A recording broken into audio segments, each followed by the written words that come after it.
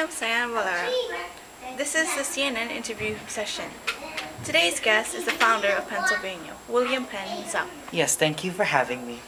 Most of us know who you already are, but for the viewers who don't, why don't you give a brief introduction about yourself? Of course, all of you know I am William Penn. I was born on October 14, 1644 and into an Anglican family.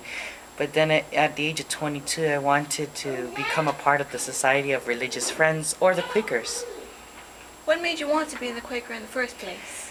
One reason is because the Quakers believe we believe we have an inner light that God gave us and that it helps us to live our life. Then we don't bow down to anyone, we refuse to take arms. And George Fox, the founder of the Quakers, is one of my close friends. Interesting. But wasn't Quakerism partially harassed by other religions and other people, such as Anglicans and Puritans in England?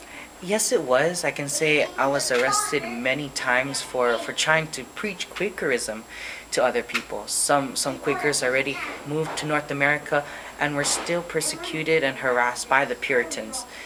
It was then that I decided to create a colony just for Quakers. That must have been a very challenging task to do. Yes, but I considered it to be a holy experiment. I wanted a place where there is no land-owning aristocracy. I gave every male 50 acres of land and the right to vote and the freedom of religion. That's a very unique way of fixing up. Talk about brotherly love. What about the Native Americans who lived there? How did you cooperate with them? Before I even went to North America, I had a letter read to Lenni Lenape, or Delaware. This was the tribe that lived in the settlement. I wanted to have a friendship with them to avoid any conflict. I even told my colonists to be fair with them, and we even had trades between each other and court to settle any differences. That seems like an appropriate way to communicate with others, such as the Native Americans. Okay, the last thing I want to ask is, how did you attract settlers? Only Quakers lived there during the time. I needed settlers to have a profitable colony, so I recruited immigrants around Western Europe. We printed advertisements in German, French, and even Dutch.